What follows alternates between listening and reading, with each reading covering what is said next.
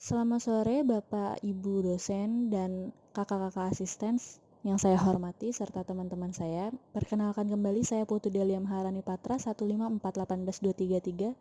Sore ini saya akan mewakilkan teman-teman saya dari aspek Sosduk untuk memaparkan hasil analisis kami. Berikut hasilnya. Aspek sosial kependudukan akan membahas tentang bagaimana karakteristik kependudukan, sosial, dan budaya masyarakat Kecamatan Cigugur untuk mendukung fungsinya sebagai kawasan konservasi.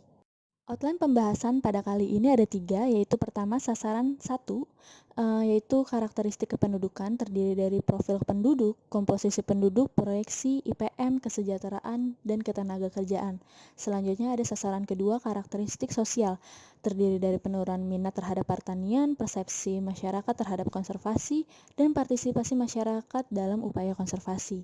Kemudian yang terakhir ada sasaran ketiga, yaitu karakteristik budaya, terdiri dari nilai konservasi pada masyarakat umum, nilai konservasi pada masyarakat adat, dan produk budaya.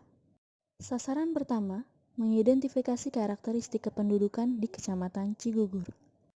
Berikut tertera tabel jumlah penduduk di Kecamatan Cigugur pada tahun 2010 hingga 2018, di mana jumlah penduduk di kecamatan yang paling banyak terdapat pada tahun 2014 dan paling sedikit pada tahun 2010. Berikut tabel jumlah dan kepadatan penduduk di Kecamatan Cigugur. Diketahui bahwa jumlah penduduk yang paling banyak yaitu Kelurahan Cigugur dan untuk kepadatan penduduk yang paling padat ada di Kelurahan Sukamulya. Nah, ini merupakan tampilan visual yang digambarkan melalui peta kepadatan penduduk dan peta persebaran jumlah penduduk di Kecamatan Cigugur pada tahun 2018. Selanjutnya adalah komposisi penduduk berdasarkan jenis kelamin dan usia yang digambarkan melalui piramida penduduk di Kecamatan Cigugur pada tahun 2018. Nah, jika dilihat dari bentuknya, bentuknya itu adalah ekspansif, di mana pertumbuhan penduduknya berlangsung dengan cepat. Pertumbuhan yang cepat ini dikarenakan tingkat kelahiran dan tingkat kematian tinggi. Namun jika dibandingkan keduanya, tingkat kelahiran jauh lebih besar dibanding tingkat kematian. Hal ini menggambarkan bahwa fasilitas kesehatan di Cigugur itu sudah terbilang baik. Nah, kemudian untuk seks rasionya sebesar 105, yang memiliki arti bahwa setiap 105 populasi laki-laki ada 100 populasi perempuan. Hal ini menunjukkan bahwa mayoritas penduduk di Kecamatan Cigugur merupakan laki-laki, yang dimana hal tersebut dapat menjadi keuntungan dalam sumber daya manusia di bidang pekerjaan kasar. Nah, kemudian ada rasio ketergantungan penduduk Cigugur. Rasio tersebut terbilang rendah, yaitu 50. Nah, hal ini memiliki arti bahwa semakin rendahnya beban tanggungan penduduk produktif terhadap non-produktif. Slide selanjutnya membahas penyebab migrasi keluar dan masuk penduduk di Kecamatan Cigugur. Jadi, berdasarkan responden yang kami dapat, sebesar 14,3% merupakan penduduk pendatang.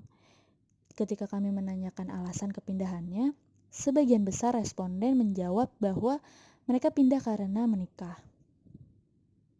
Berikutnya kami akan membahas tentang pertumbuhan jumlah penduduk yang dipengaruhi oleh emigrasi kelahiran dan kematian melalui yang kami gambarkan melalui grafik.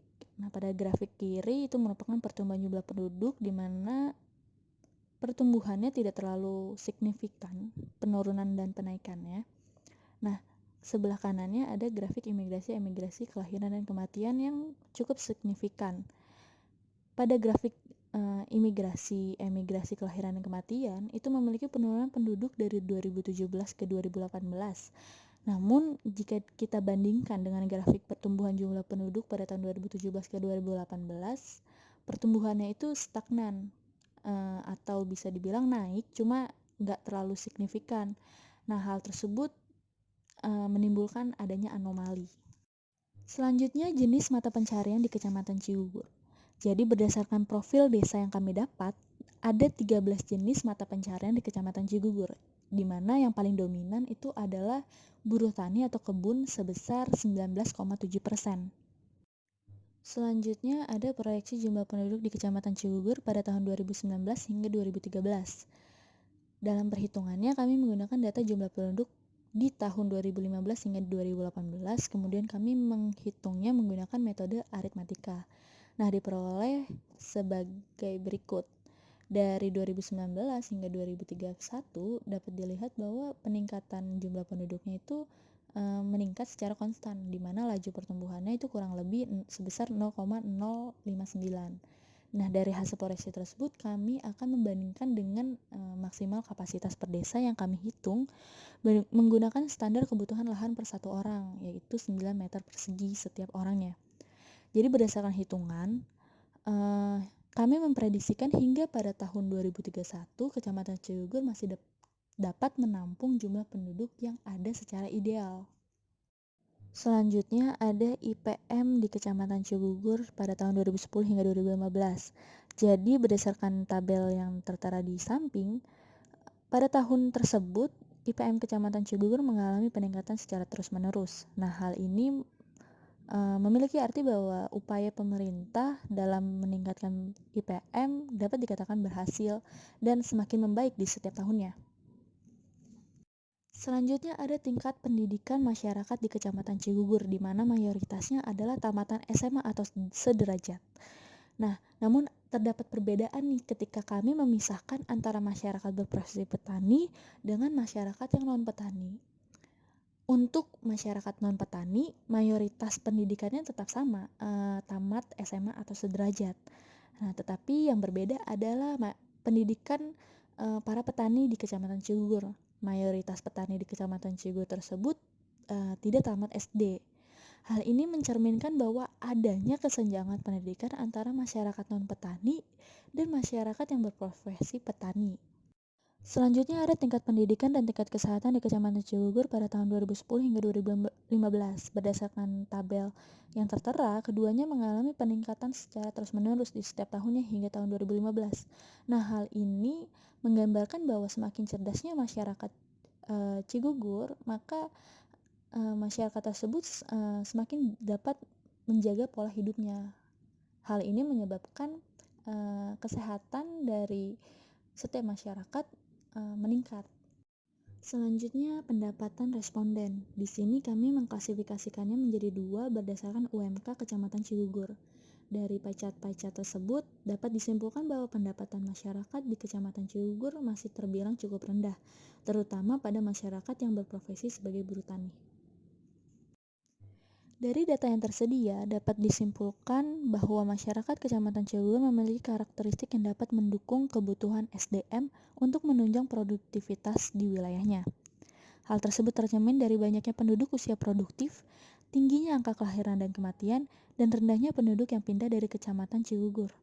Dengan fakta tersebut, seluruh jajaran masyarakat maupun pemerintah seharusnya bisa memaksimalkan beragam potensi kependudukan dengan memperhatikan kendala-kendala yang ada.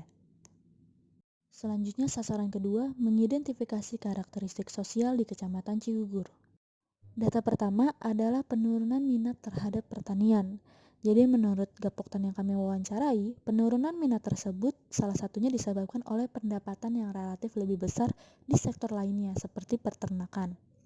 Kemudian data berikutnya adalah persepsi masyarakat dalam upaya konservasi. Jadi dari tokoh masyarakat di 3 desa, yaitu Desa Cisantana, Gunung Keling, dan Windu Herang, menggambarkan konservasi adalah upaya memelihara dan melestarikan sumber daya alam yang ada. Kemudian dari masing-masing tokoh tersebut memiliki pandangan yang positif terkait dijadikannya Kecamatan Cigugur sebagai kawasan konservasi. Selanjutnya partisipasi masyarakat dalam upaya konservasi. Jadi dari total responden yang menjawab terkait program yang berbau konservasi di Kecamatan Cigugur ini ada 58 orang. Nah, dari 58 orang itu yang berpartisipasi hanya 28 orang. Berdasarkan pie chart tersebut, masyarakat banyak berpartisipasi pada program pelestarian lingkungan dari pemerintah. Dari data yang tersedia dapat dilihat bahwa masyarakat Kecamatan Cigugur memiliki pandangan yang positif terkait konservasi. Namun menurut keterangan responden, keberadaan program atau kegiatan yang mengarah konservasi sendiri masih kurang jika dilihat dari yang diadakan oleh pemerintah, swasta, dan masyarakat. Begitu juga dengan keikutsertaan masyarakat dalam kegiatan-kegiatan tersebut. Partisipasinya masih kurang dalam program atau kegiatan yang ada. Sasaran 3, mengidentifikasi karakteristik budaya di Kecamatan Cigugur. Kegiatan masyarakat yang mendukung konservasi salah satunya adalah dengan melihat apakah terdapat kegiatan pelindungan dan pelestarian di Kecamatan Cigugur. Nah, jadi dari hasil kuesioner yang ada itu bentuk kegiatan yang ada untuk perlindungan alam yaitu kerja bakti. Dari nilai budaya yang masih tertanam di masyarakat juga gotong royong dan kerja bakti. Dari situ dapat disimpulkan bahwa masyarakat mengambil peran nih dalam pengupayaan konservasi di lingkungan setempat untuk mencegah terjadinya pencemaran lingkungan yang mengganggu keseimbangan alam. Selanjutnya ada kegiatan pengelolaan sampah. Baik petani maupun non-petani, pengelolaan sampahnya menggunakan jasa sampah diangkut oleh petugas. Jadi mayoritas mereka sudah tidak membuang sampah ke sungai atau membakarnya. Nah, ini merupakan salah satu aktivitas menjaga lingkungan untuk mencegah pencemaran air dan udara. Selanjutnya ada kegiatan pengelolaan limbah, di mana mayoritas masyarakat menggunakan septic tank untuk blackwater dan drainase untuk greywater. Penggunaan septic tank dalam pengelolaan limbah kakus merupakan salah satu yang mendukung konservasi. Dengan limbah kakus memiliki sistem pengelolaan seperti ini, mampu mencegah pencemaran lingkungan dan juga mencegah penyakit. Kemudian penggunaan drainase juga mencegah air tergenang serta mencegah gangguan-gangguan kesehatan. Kemudian ada nilai konservasi pada kegiatan petani. Jadi dapat disimpulkan dari diagram lingkaran tersebut, kebiasaan petani di Kecamatan Cigugur belum mengarah pada pelestarian lingkungan karena masih menggunakan pupuk kimia serta pestisida. Nah, hal ini berdampak pada kualitas tanah dan berpotensi menimbulkan pencemaran air, tanah, dan udara. Selanjutnya ada nilai konservasi pada kegiatan masyarakat adat, di mana terdapat Sunda Wiwitan yang merupakan masyarakat adat yang cukup berpengaruh di Kecamatan Cigugur, salah satunya dalam hal melestarikan alam. Ada beberapa kegiatan yang mereka lakukan untuk melestarikan budaya dan lingkungan, yaitu upacara saring tahun, kegiatan tanam pohon, dan perlindungan daerah resapan air yang berada di tanah adatnya. Ada pula nilai-nilai budaya yang mereka anut, salah satunya ada konsep manusia lingkungan Tuhan yang merupakan entitas yang satu dan saling berkaitan. Selanjutnya ada produk budaya. Di Kecamatan Cigugur terdapat 2 produk budaya yaitu Paseban Tripanca Tunggal dan Taman Purbakala Cipari. Untuk karakteristik pengunjungnya, untuk Paseban ini kebanyakan masyarakat Sunda Wiwitan dan untuk Taman Purbakala kebanyakan anak sekolah. Nah, untuk daya tarik masing-masing produk budaya ini berbeda-beda. Untuk Paseban ini daya tariknya adalah adat istiadat dari Sunda secara turun-temurun. Nah, sedangkan untuk Taman Purbakala ini merupakan artefak peninggalan prasejarah.